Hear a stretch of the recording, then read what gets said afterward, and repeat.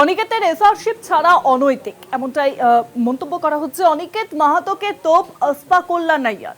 সরকারি স্বাস্থ্য ব্যবস্থায় গরিব মানুষের ভরসা, ব্যক্তিগত টাকা চাওয়া সমর্থনযোগ্য নয়। আসফাকুল্লাহ এমনটাই মন্তব্য করেছেন। পাবলিক মানিতে আমরা পড়াশোনা করেছি, তাই পাবলিককে সার্ভিস দেওয়া 3 বছর আমাদের দায়িত্ব এবং কর্তব্য, মন্তব্য আসফাকুল্লাহ। অনিকেতের এসআরশিপ ছাড়া অনৈতিক এমনটাই মন্তব্য করলেন এবার আসফাকুল্লাহ। তিনি বললেন যে পাবলিকের টাকায় আমরা পড়েছি, তাই 3 বছর ধরে পাবলিকদের দায়িত্ব দেওয়াই আমাদের কর্তব্য। অনিকেত মাহাতো এবং আসফাকুল্লাহ তারা কি জানিয়েছেন শুনবো। এক সময় মানুষকে বলেছিলেন ন্যায় বিচারের জন্য টাকা দিতে, সেই দেখে অনেক মানুষ, সহৃদয় মানুষ, তারা এগিয়ে এসেছিলেন। আজ আপনি WBJDF থেকে সরে এসে আপনার ব্যক্তিগত স্বার্থে চাইছেন, মানুষ কি আপনাকে ভরসা করবে বলে মনে হয়? না, ব্যক্তিগত স্বার্থ প্রশ্ন থেকে তো আমি চাইছি না। তাহলে এখানে ব্যক্তিগত স্বার্থের জায়গাটা ঠিক নয়। তাহলে এখানে যেটা ঠিক সেটা হচ্ছে একটা রাজনৈতিক প্রতিহিংসার শিকার হচ্ছি আমি।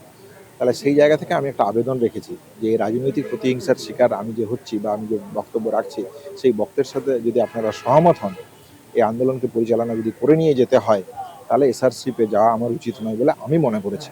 সেই জায়গা থেকে আমি সাধারণ মানুষের কাছে একটা অ্যাপিল করেছি যে আমাকে এই জায়গাতে সহায়তা করুন। সাধারণ মানুষ যদি মনে করেন যে আমার অ্যাপিল ঠিক, তাহলে আমাকে সহায়তা করবে। যদি সাধারণ মানুষ মনে করে যে না, এই অ্যাপিল সঠিক নয়, তাহলে সহায়তা করবে না। বন্ড পোস্টিং আমি ছেড়ে দেব। ডক্টর অনিকেত মাহাতো যে সিদ্ধান্ত নিয়েছেন বন্ড পোস্টিং ছেড়ে দেব, তাই সাধারণ মানুষ আমাকে টাকা দিন, আমি বন্ড পোস্টিং ছেড়ে দেব। এই ডিসিশনের সঙ্গে আমি 1% সহমত নই।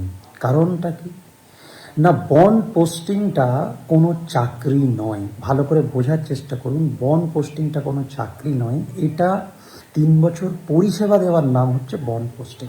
একমাত্র স্বাস্থ্য ব্যবস্থা এখনও, সরকারি ব্যবস্থা এখনও কিন্তু বেঁচে আছে, যেখানে সাধারণ থেকে সাধারণতম, দরিদ্র থেকে দরিদ্রতম মানুষরা এসে চিকিৎসা পান। আর আমাদেরকে এই স্বার্থটাকে, এই জায়গাটাকে মজবুত করতে হবে, এবং সেই মজবুত করার যুদ্ধে যদি এই জায়গা থেকে আমরা ঘোষণা দিয়ে মিডিয়াকে প্রচার করে এই জায়গাটা ছাড়ার জায়গায় যাই, তাহলে আমাদের নৈতিকতা নিয়ে প্রশ্ন উঠবে, এবং ওটা স্বাভাবিক। আমার মনে হয় এটা কোনো রকমের ঘোষণাপত্র দিয়ে ছাড়ার কোনো বিষয় নয়। আরো বিস্তারিত এই বিষয়ে জানবো। ফোন লাইনের সঙ্গে রয়েছেন প্রতিনিধি রমিত বন্দ্যোপাধ্যায়। রমিত,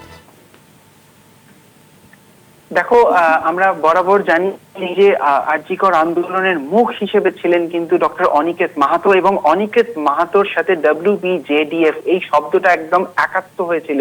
কিন্তু কালকে অনিকেত মাহাতোর যেই আমরা প্রেস ব্রিফ দেখলাম, তাতে কিন্তু স্পষ্ট করে তিনি বলছেন যে তাদের যেই নতুন কমিটি গঠন, অর্থাৎ WBJDF এর যে নতুন কমিটি গঠন, সেই কমিটি গঠন অগণতান্ত্রিক ভাবে হয়েছে, অর্থাৎ সেটার সমর্থনে নন ডক্টর অনিকেত মাহাতো, আর সেই কারণেই তার রেজিগনেশন। কিন্তু ঘটনা হচ্ছে এই ডক্টর অনিকেত মাহাতোকে দেখে কিন্তু বহু মানুষ কোথাও ন্যায় বিচার পাবে বলে ভেবেছিল, এবং সেই জন্য সেই আরজিকর আন্দোলনের সাথে যে অনিকেত মাহাতোকে চিনেছে, তার সাথে এখন যে অনিকেত মাহাতো পিছিয়ে যাচ্ছে, সেই অনিকেত মাহাতোকে কিন্তু কোথাও গিয়ে অনেক প্রশ্ন উঠে আসছে। এবং সেই জায়গা থেকে আমরা দেখতে পেলাম এসআরশিপ, তিনি কিন্তু এসআরশিপও কিন্তু নেবেন না বলে জানিয়েছেন। অর্থাৎ পশ্চিমবঙ্গ সরকারের থেকে যেই এসআরশিপ তাকে দেওয়া হবে, অর্থাৎ সেই এসআরশিপও কিন্তু তিনি নেবেন না। এবং তার জন্য সেই এসআরশিপ যদি না নেওয়া হয়, যেহেতু এটা বন্ড পোস্টিং, সেই ক্ষেত্রে কিন্তু আমরা যতটুকু শুনেছি 10 করে এরকম 30 লক্ষ টাকা দিতে হয়, এবং সেই টাকার জন্য কিন্তু সে সাধারণ মানুষের কাছে দাবি করেছেন। এবং ঠিক একই রকম ভাবে ঠিক যখন তিনি দাবি করছেন ক্রাউড ফান্ডিং এর জন্য, যাতে সেই টাকা তিনি দিতে পারেন, অর্থাৎ এই অনিকেত মাহাতোকে আমরা দেখেছিলাম মানুষের কাছে টাকা চাইতে, কোথায় সেই আরজিকর আন্দোলনের সেই জাস্টিসের জন্য।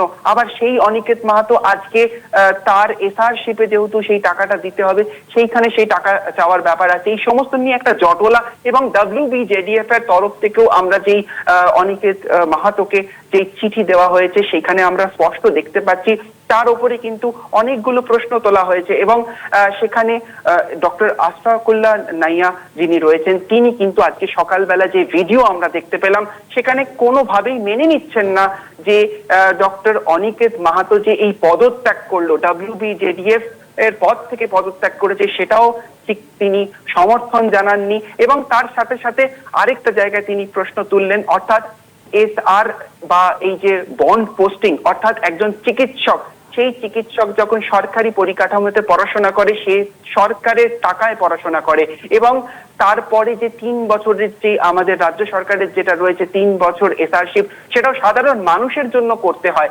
তাই তিনি হয়তো এখন অবধি বহুবার তার কাছে হাইকোর্ট, সুপ্রিম কোর্টের অর্ডার থাকার পরেও আমরা যেরকম ভাবে জেনেছি এখনো তাকে পোস্টিং দেওয়া হয়নি, কিন্তু সেই জায়গায় তিনি একেবারে নেবেন না বলে জানিয়ে দিলেন। ডক্টর অনিকেত মাহাতো বলে দিয়েছেন নেবেন না, সেটা নিয়েও কিন্তু ডক্টর আশফাকুল্লাহ নাইয়া তিনি বলেছেন তিনি এটা সমর্থন জানাচ্ছেন না।